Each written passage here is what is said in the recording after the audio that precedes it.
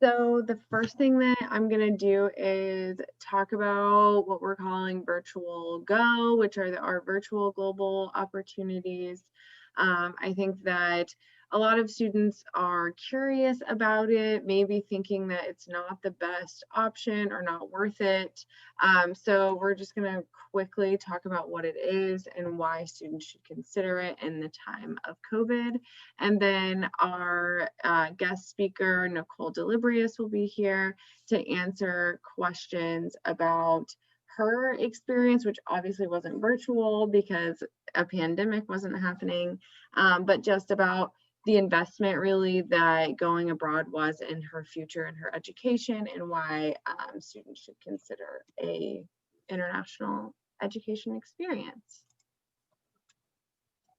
So why bother with virtual global opportunities? I guess there's an unlimited list, honestly, because it's a really low risk option with super high reward. So you're not buying a plane ticket, finding a place to live in a foreign country, but you are still getting credit at an international institution towards your degree. It's super cost effective. Most of our scholarships on campus for study abroad are also in effect for the virtual global opportunities. So you can get those programs paid for that are already significantly less expensive, and they're working towards your degree. So international business majors, we've got some art programs, some media and communication programs as well. And it gives you the opportunity, if you're going to be doing half or, at least some of your coursework, some of you all of your coursework is online or virtual this semester.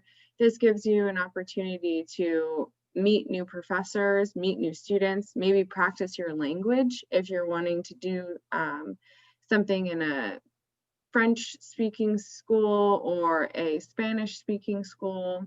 You can do programs that way as well. And again, it's still going to be credit towards your degree, and you're getting some interaction with people from other countries and learning how to communicate cross-culturally. Of course, it's not going to be living in London or living in Tokyo or Mexico City, but it's something to help get you out of your comfort zone and help still encourage growth in your education and on your resume and CV, while we're all kind of stuck at home, or at least in the country, unable to do any of that travel and in-person study abroad. So it's obviously, like I said, helps you build your resume, gives you something to talk about in an interview that's going to set you apart from other students that maybe did a virtual experience with their college, but they didn't have an international virtual experience. And that, again, can help you talk about how you learn to navigate an international higher education institute that maybe you don't know anything about, how they do testing or how their professors grade essays, because all of those things are cultural. So maybe it's not as good as going abroad. Of course, it's not as good as going abroad, but we don't want to stop students from having an international experience. And this is something that is at least better than nothing while we're in the middle of the pandemic. So as we talked about for the virtual study abroad fair last, I don't know, not last month, but in the end of September, if you were there, you know that there's not going to be any spring 21 travel, unfortunately, but hopefully for summer, we'll be looking at more in-person international travel opportunities, definitely hoping for fall. So with that, I'm going to introduce Nicole Delibrius, who's here. She is the Assistant Director of Campus Life's Residential Operations, and she studied abroad in Mexico City during her college, right? I just want to hear, many of you know Nicole and have worked with her, or at least met her and interacted with her on campus. And I just she's not necessarily an international business major, right? She's not those things that you would consider necessarily um, as a travel requirement for your job, like going abroad isn't required to work in campus life. But I just wanted to talk with you about how it has affected your professional life and kind of the experience that you had and what you would recommend for other students that want to take a similar path. So tell us a little bit about yourself, Nicole. So I was a Spanish education major in college. I changed my major a few times to get there. Study abroad was required, but even if I wasn't doing a major that was going to require me to study abroad, I would have wanted to do it anyway. I think it wasn't necessarily something my parents instilled in me, but I really had an affinity towards getting to know people who were different from me. And so as a result of that, I was, no matter what, going to go into teaching or education in some way. And then my major afforded me the opportunity to consider more strongly going abroad. So yeah, I studied abroad in Mexico City in 2012. It was the spring of 2012. I was a sophomore, so I was expecting to go abroad in my junior year when I had more language skills under my belt. And as you can see from this slide here, that was when I was teaching and completing what we called our service learning, which was 60 hours of helping teach an English course at a Spanish school, a Spanish speaking school for students in impoverished neighborhoods. So yeah, I think it was a really good opportunity for me to have. I thought that I needed to know more before I went there, but the first major concern I had was communication, as how I was going to get to my host family's house from the airport. I was like, yeah, I know how to say, taxi, please. Let's go to this address. And I showed the taxi driver the address, and he was like, well, what neighborhood is that? And I was like, I don't know. I have no idea. And then everything hit me at once, and I was like, I can't speak Spanish. I don't know why I'm here. I don't know what's going on. And I had taken 4 years of Spanish in school. And then when I was in college. Yeah, like when you actually get there, it's a lot different. Yeah, it's a lot different. So I eventually got to my host family's house, and the only thing that they knew how to say in English was Justin Bieber, because he was becoming popular at that time.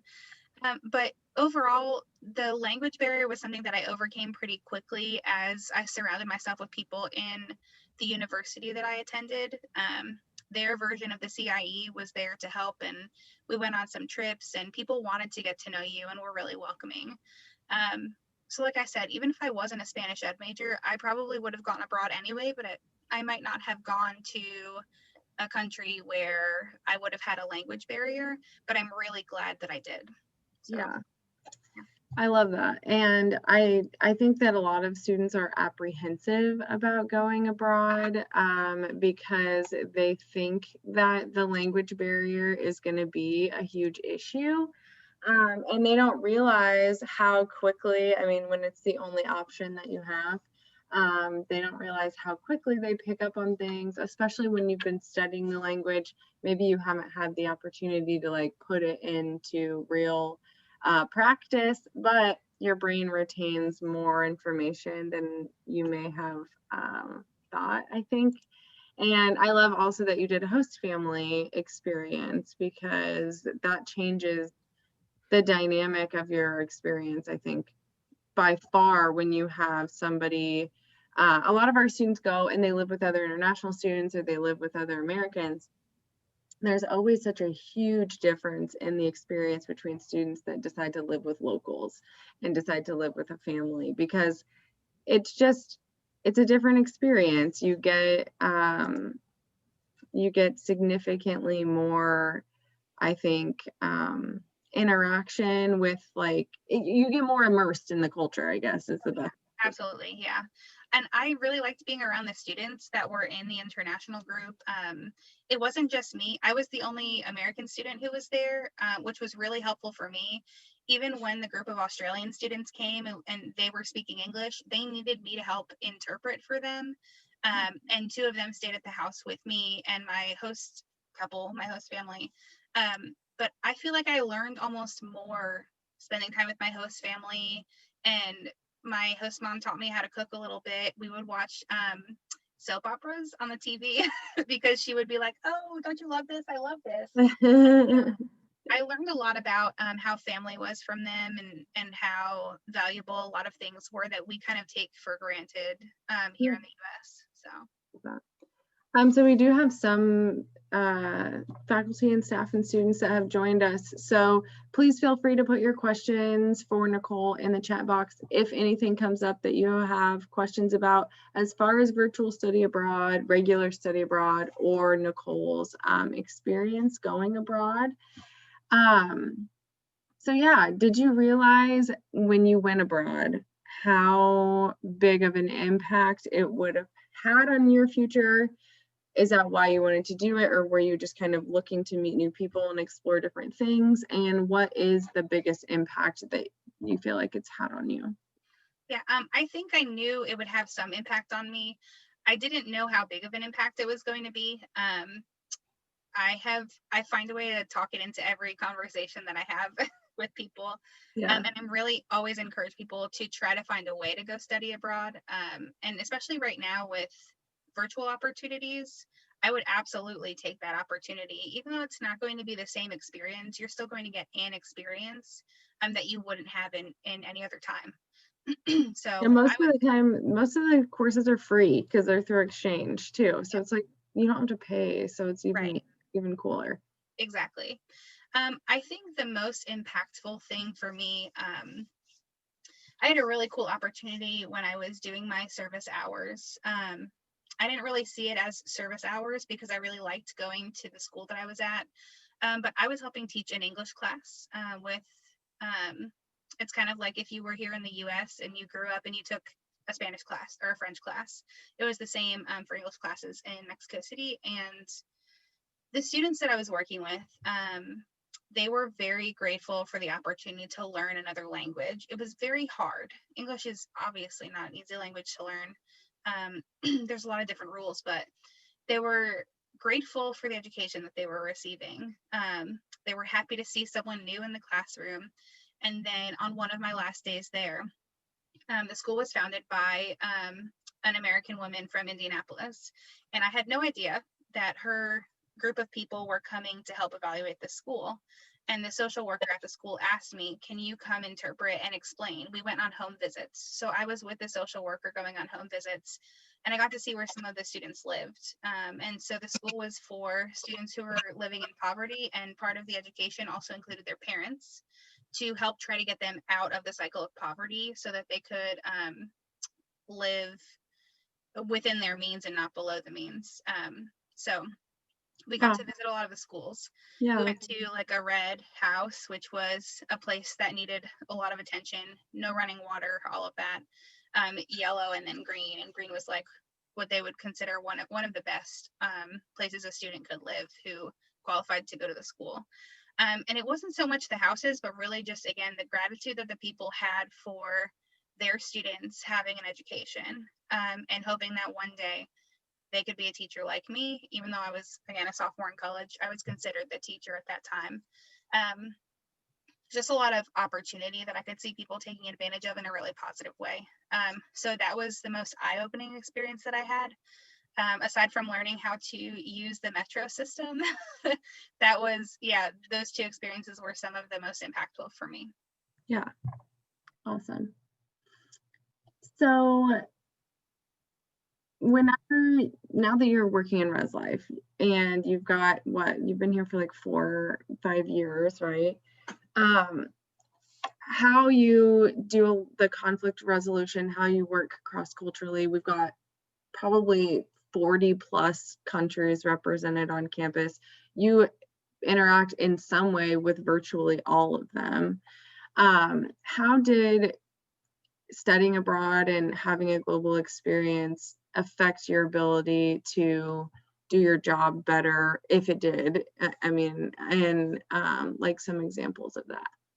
Yeah, one of the main ways, like you were saying, conflict resolution wise, I am really able to understand what it's like to be a student in another country, and to understand that the way that I do things is not the way that everyone else does things.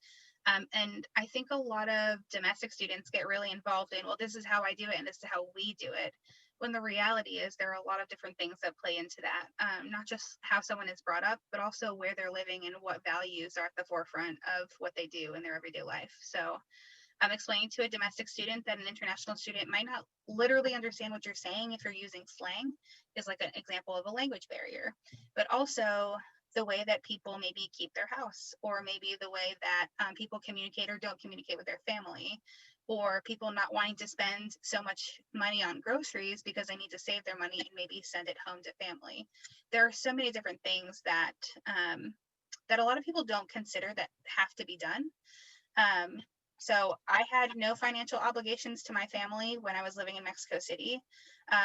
But I did cause them a lot of financial concerns because I ended up using my phone when I wasn't supposed to. You know what I mean? So there are just different ways of people communicating and putting values at the forefront of their experience that a lot of, especially domestic students, have to understand, Yeah. is that everyone has a different experience. And whether we value that or not, we have to be able to accommodate and be attentive to the fact that not everyone is like us. So I Yeah. think it goes both ways. Um, and then the second thing, again, going back to language, recently had a phone call with a parent who only spoke Spanish, and I was able to field that phone call. I've worked with that parent before, and I think they're just happy to have someone who can help get the Right. information across, even if I'm a little bit rusty. Right. So those are just like the main things. I see a lot of roommate conflict, but I also see a lot of people trying to make an effort to have conversations in an educated way after receiving information, to be able to say, yes, I want to understand you better. Yeah.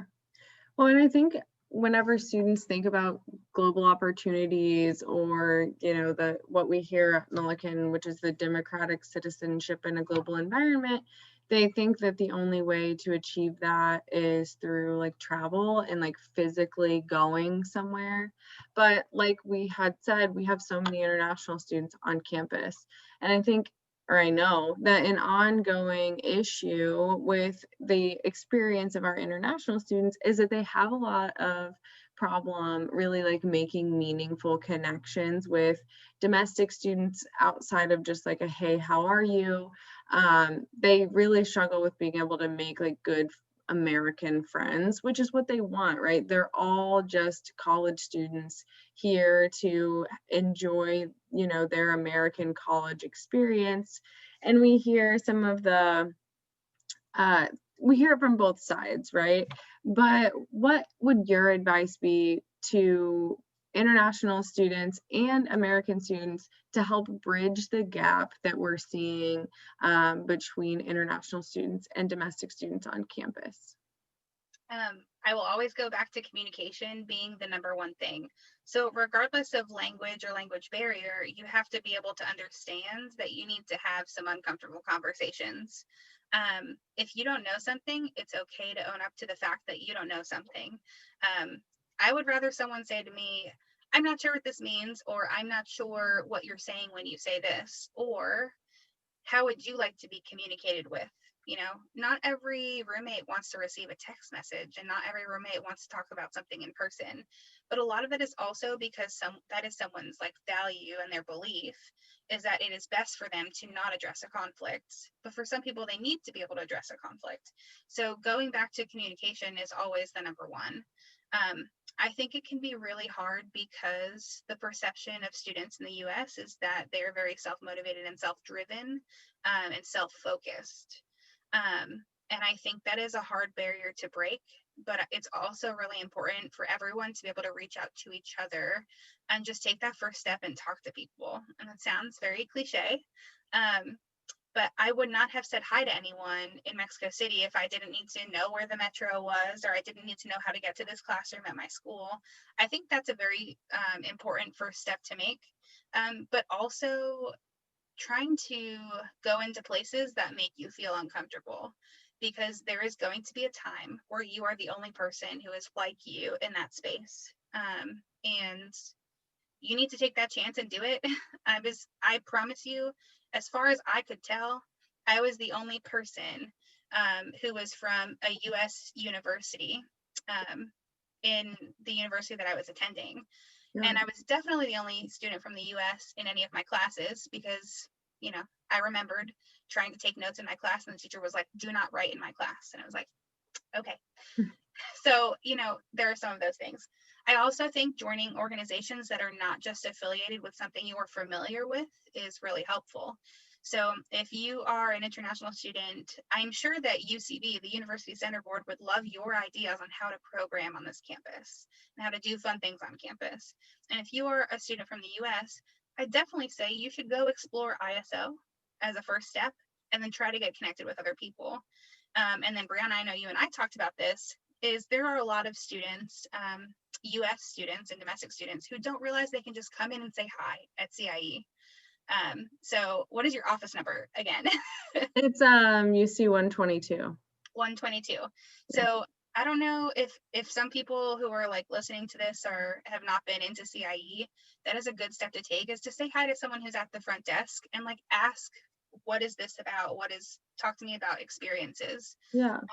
And So just like honestly, like come in and study, come Yeah. in and grab coffee, come in and like feed the lizard a cricket. Like, like I do think you're right. Like I heard a student talking that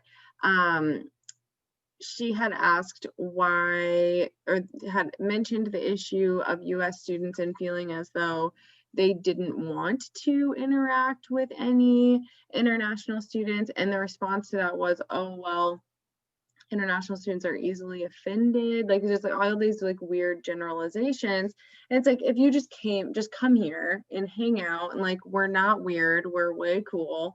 And international students are welcome. Like I said, they're welcoming, they're just college students that want to make friends and do cool stuff. And yeah, I think that domestic students would and will eventually, hopefully, if we're doing our jobs, right? Like we're gonna keep trying to make it more normal, I guess, for students from all cultures, all languages, all backgrounds to interact. I mean, I don't think like the cliquey like aspects of like high school should be like brought into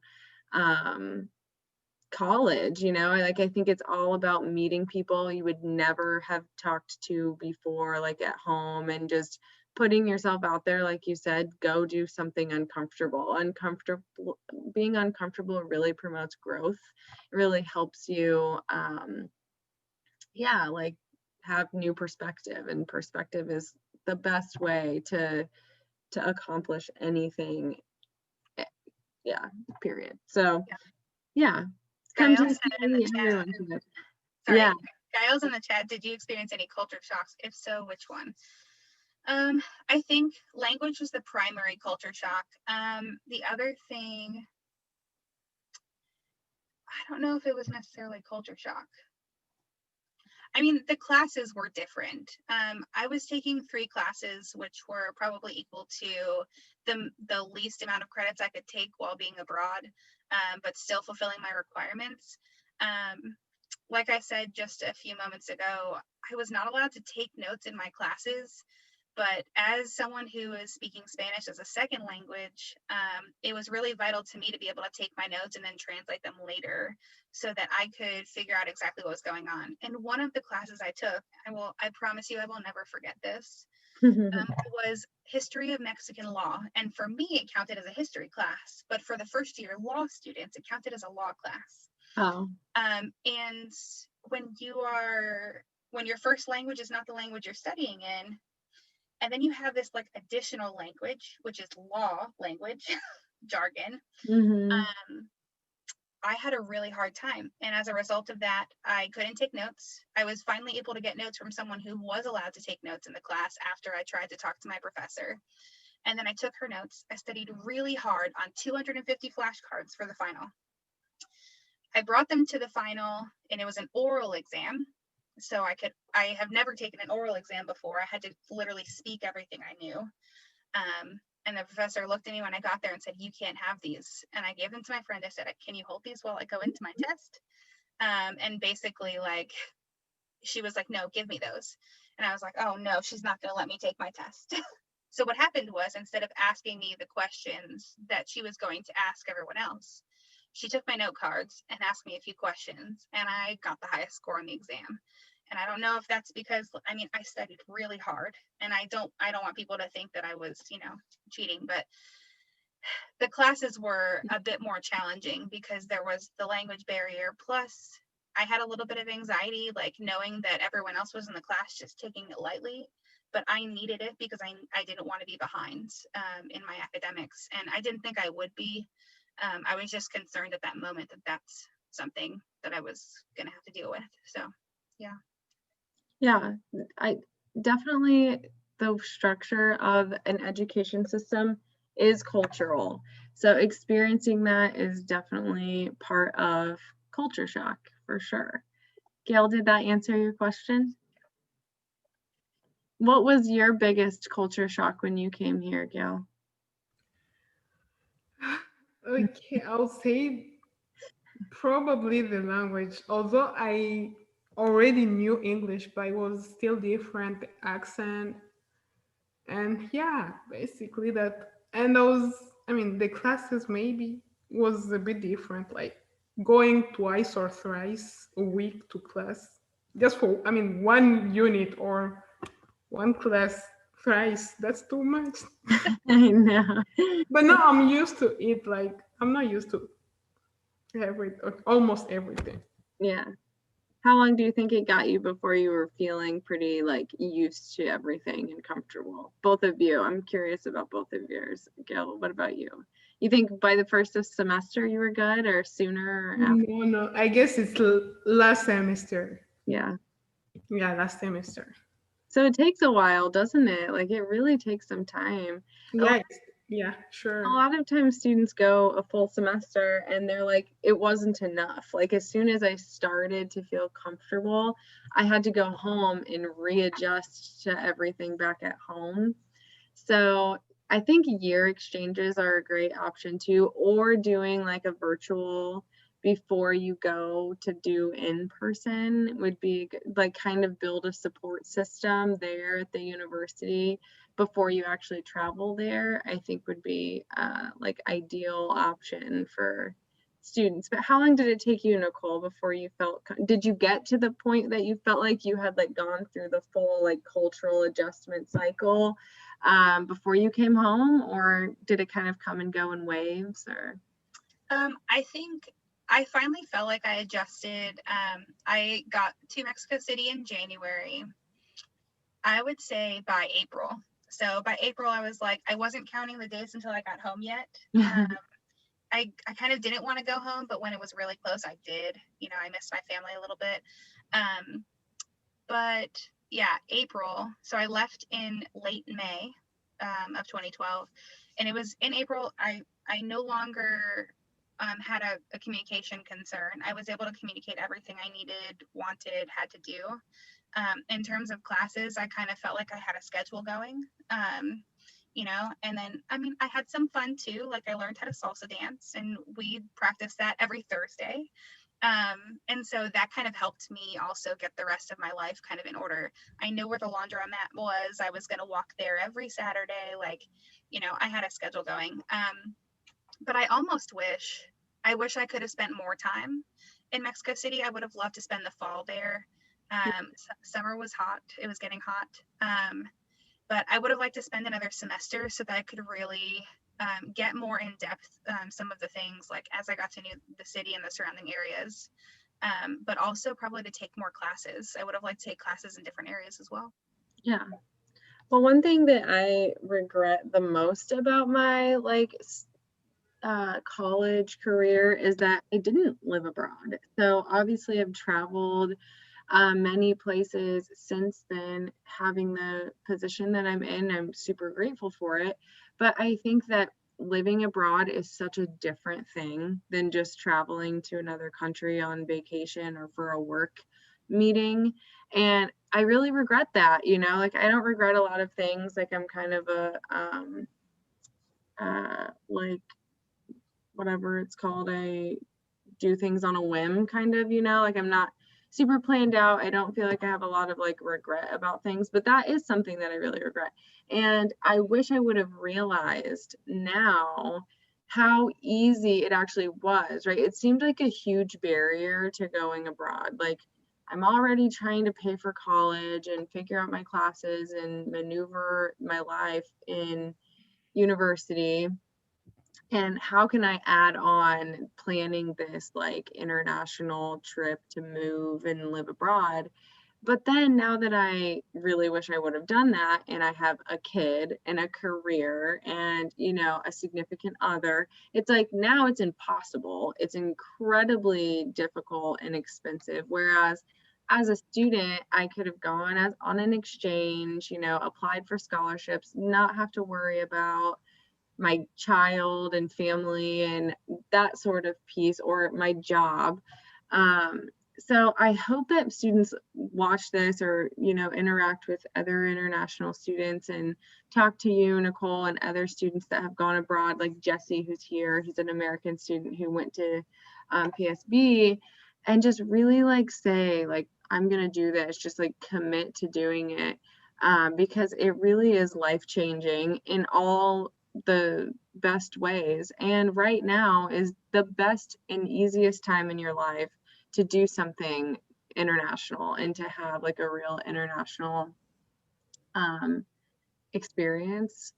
So I hope that it happens for every Millikan student. Like, I really, that's honestly my goal. Like, I don't want it to be so like taboo to go abroad, you know.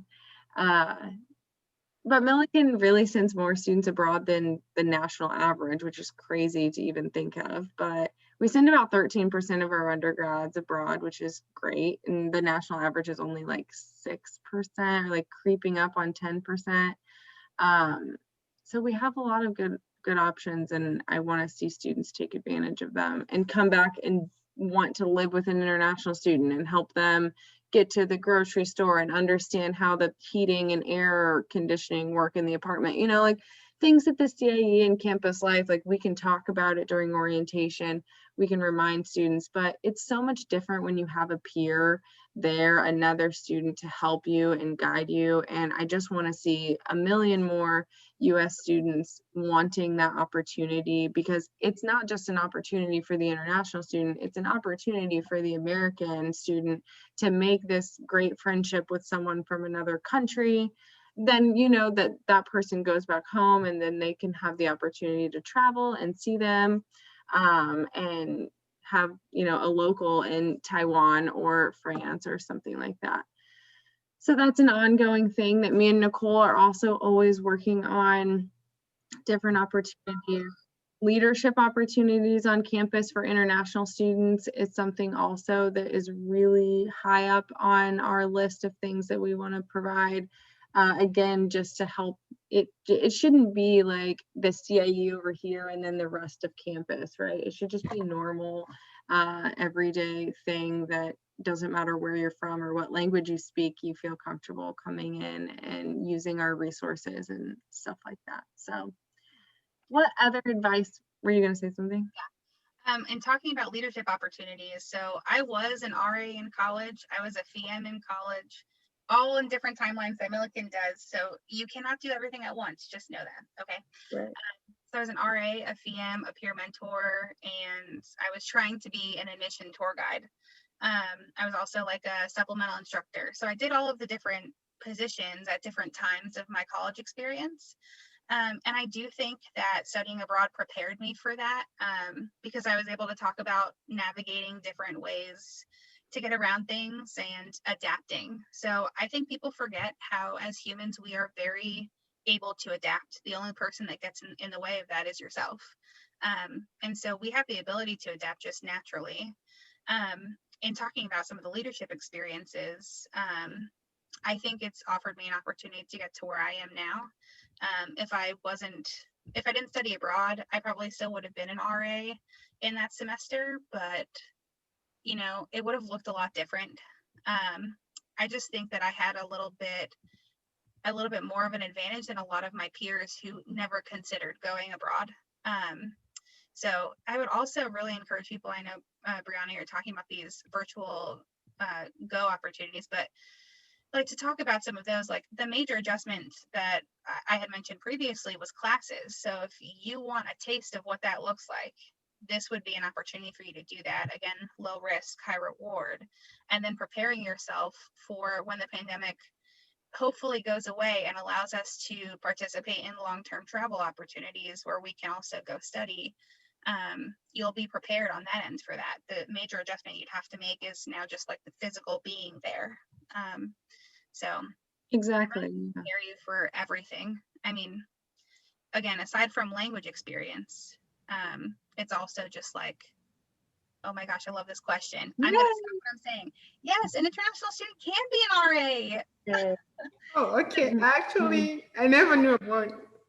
You never knew? Mm-mm. Yeah. Well, you know now, because we have one international student who's an RA right now, and he loves it. I just saw him earlier today, and he was like, "Hey!" So, yeah, we do want all types of leaders in all types of positions. So if you want to be an RA, we will get you information about that process. If you'd like to be a first-year experience mentor, we'll get you information about that process.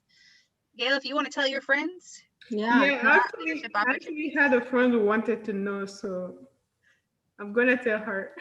okay, perfect. Should they just contact you, Nicole, if we have Yeah, international students interested? Yeah. yes. Yeah, we're going to get more information out to everyone soon.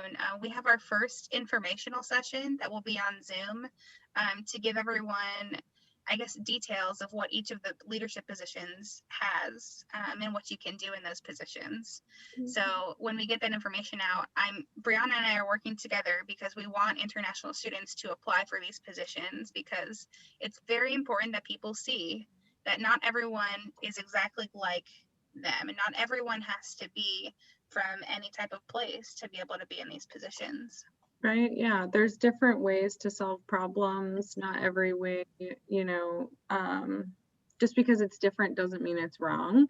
And I think a lot of our American students, especially coming from the Midwest, so many small communities. I mean, I'm from a very small town, like 8 miles like south of here, where there were no international anyone. I mean, there was only people from Illinois, pretty much just from Macon, Illinois. None of them had passports or had traveled abroad or anything. And so I think a lot of times American students maybe don't realize it, but they're intimidated by the thought that they might say something wrong or not be able to understand what someone is saying if they have an accent, or be able to pronounce their name correctly.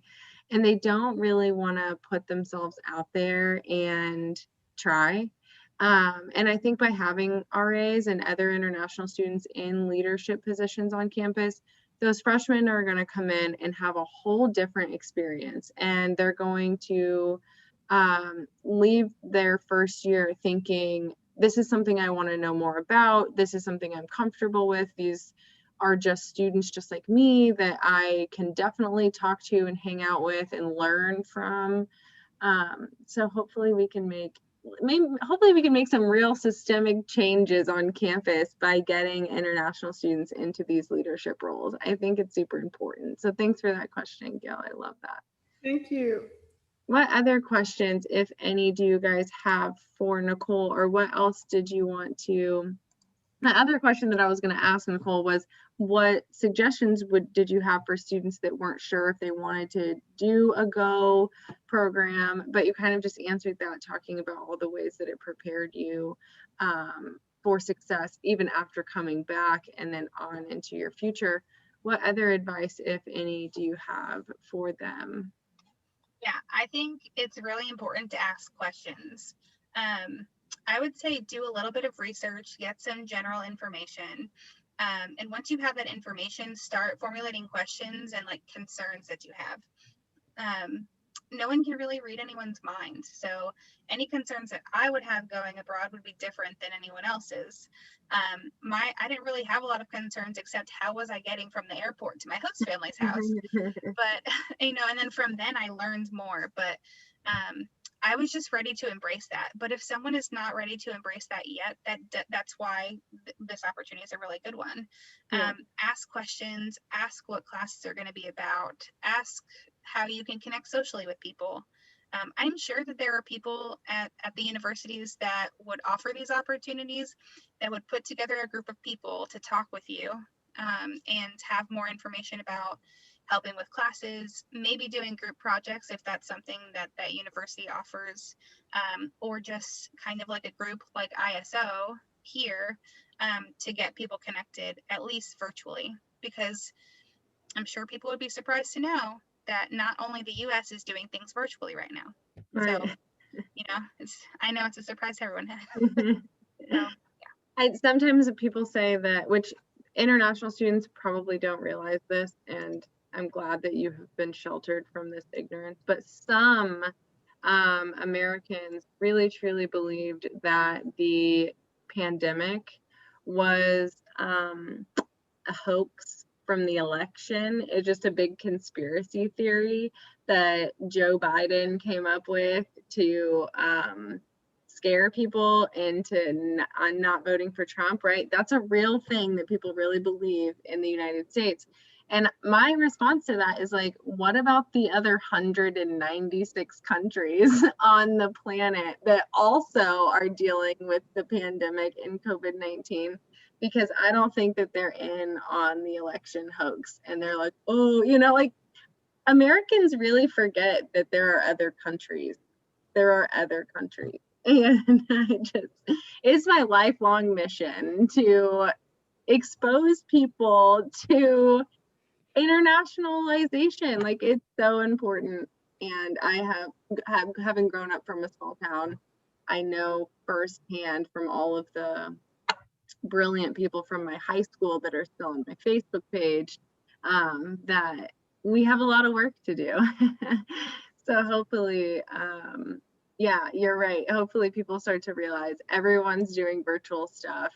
This stuff is happening all over the world, and people are solving problems differently. See, people are solving the pandemic problem differently. People do their classes differently. Teachers, do things differently. And the more experience you can have, the better. And this definitely gives you a leg up on those types of experiences. So yeah, thanks, Nicole. I love that. I think we had good questions and good conversation.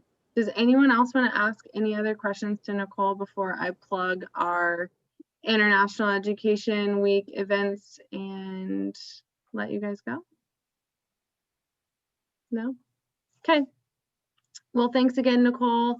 Go, do a virtual global opportunity. Again, most of them are free. All of them will count towards your degree, depending on what your degree is. The program is new. We have one student that went this fall. We have 6 going in spring, and we will continue to grow those programs. They're not available yet in every major, but if you know that you want to do this, email me, come by the office and set up an appointment, and we'll try to find something that works for you as far as a virtual experience. If you are an international student, then get involved with leadership positions on campus. Email Nicole, ask her how you can get involved in that.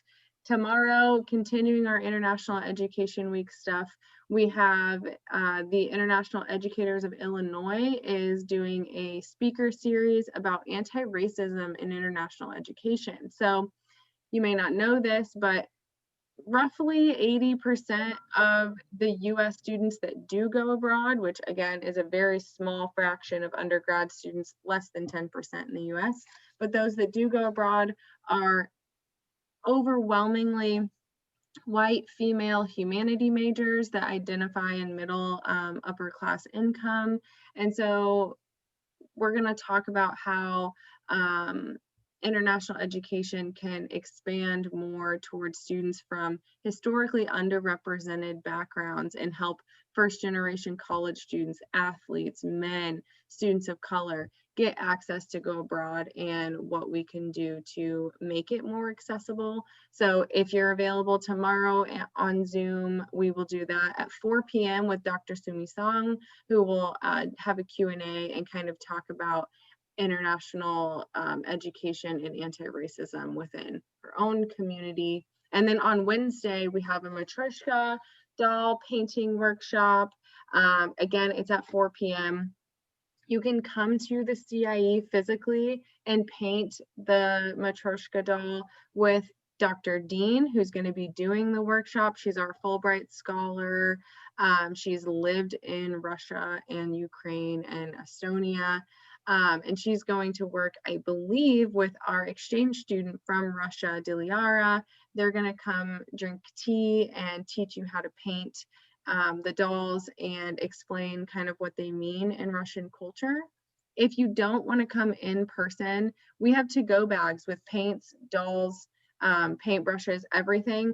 They're available starting tomorrow morning in the CIE, and you can come grab one and then log in on Zoom to do the workshop. You don't have to physically come to the CIE if you're worried about social distancing and things like that. So please join us for those two events if you can. Again, they're both at 4 p.m. on Tuesday and Wednesday. And then on Thursday, ISO will be releasing an international cookbook.